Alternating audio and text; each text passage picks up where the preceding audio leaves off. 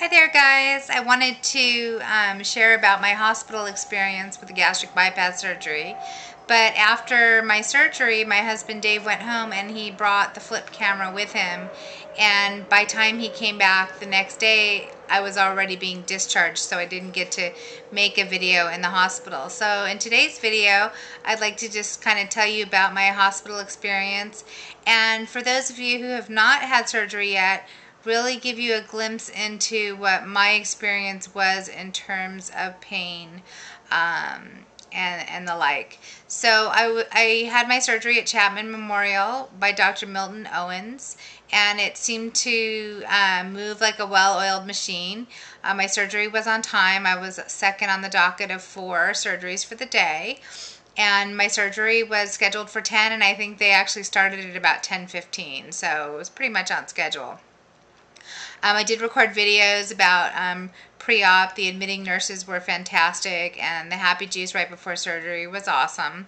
But what I really want to share with you guys is what I didn't expect. I had been listening to tons of videos before I went in for my surgery, but I guess I wasn't expecting to have as much pain as I did when I woke up.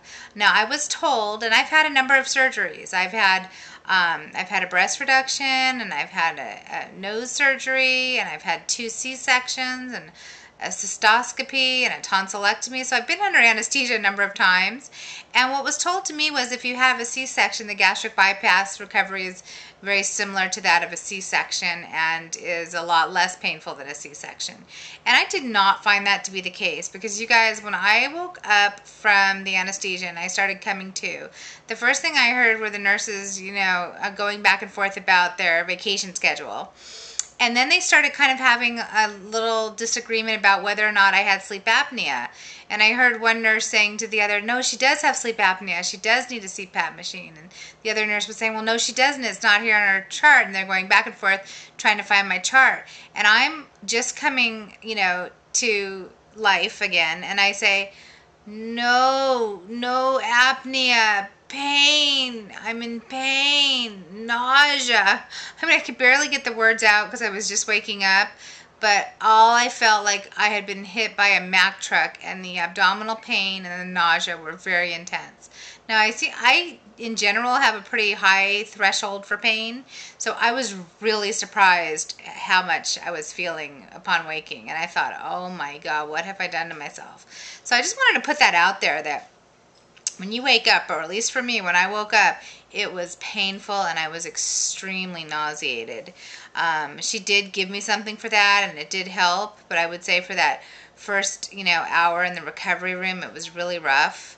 By the time they wheeled me into my room, they gave me a pain pump. They said the medication was called Dilaudid, and they said I could push it every 8 minutes, which, by the way, I did. I was only in the hospital for 24 hours, but every 8 minutes I pressed that thing because I was so afraid of experiencing that pain that I had upon waking. I didn't want to chance it. And the truth is that with the pain pump, everything really was fine. I did not get an ounce of sleep in the hospital. The most I slept for any block of time was maybe a 10-minute block, between them coming in and drawing blood, and the IV machine going off, and the respiratory therapist coming in, and the PT therapist coming in. It's just constant interruption, as many of you may know, but it really was, I didn't get any sleep. So when Dr. Owens came to see me the second day, he said, well, you can go home. And he asked me if I had passed gas yet. And I said, no, I haven't. And he said, oh, well, that's okay. I'll let you go home anyways.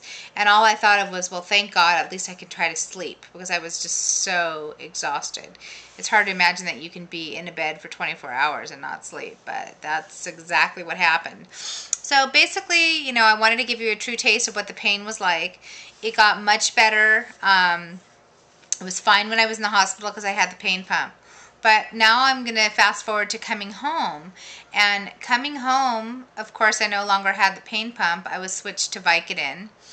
And I was able to take a couple-hour nap.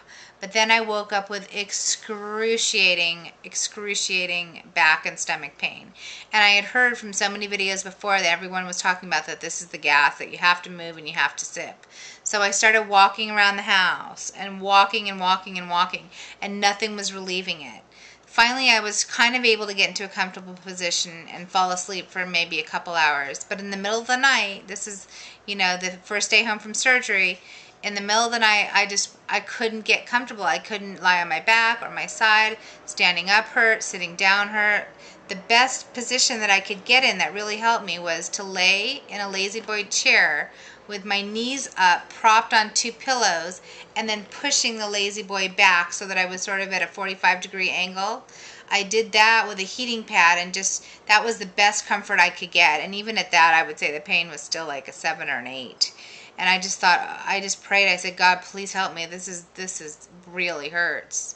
And so this went on for, I would say, about 3 hours. I was almost even thinking of calling the doctor, but I just knew it was the gas pain that everybody was talking about. So the good news was that at 5:16 a.m. on day 2 of surgery, I had my first fart. Oh my God, it was the best day of my life. Well, other than getting married and having my children, but that moment was so awesome, I cannot tell you. And since that moment, I've been able to successfully pass gas, and I feel so much better. So today's day 3, and I feel so much better now that I can pass the gas. And basically, to let you know, what I'm doing is I'm sipping the protein shakes. My husband bought me this little cylinder shot glass with the measurements on it from the pharmacy. And I'm trying to get down, I got down a whole shake yesterday, but it took me all day to get down the shake, and trying to sip very slowly on water. Obviously, after I drink and some time passes, then I start feeling gassy again, but at least now I can get it out. So that's pretty much what it's been like day 2 and 3. Maybe a whole shake down, so maybe 200 calories a day, and just trying to chew a lot of ice and sip very slowly a lot of water and stay in that position.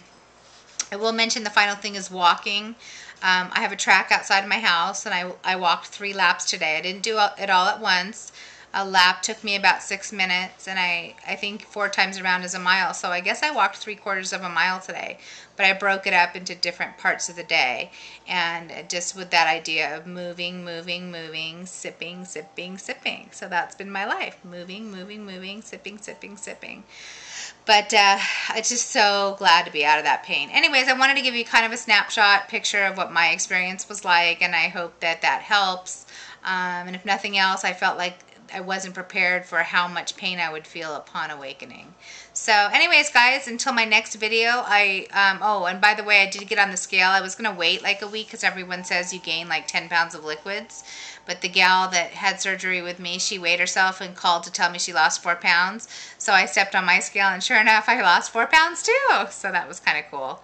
Anyways, until my next video update, hope you guys are doing well. And nobody's looked at my videos yet or has sent a comment. So I welcome any comment or subscribers. And I'm glad to be a part of this community. See you later, guys. Bye.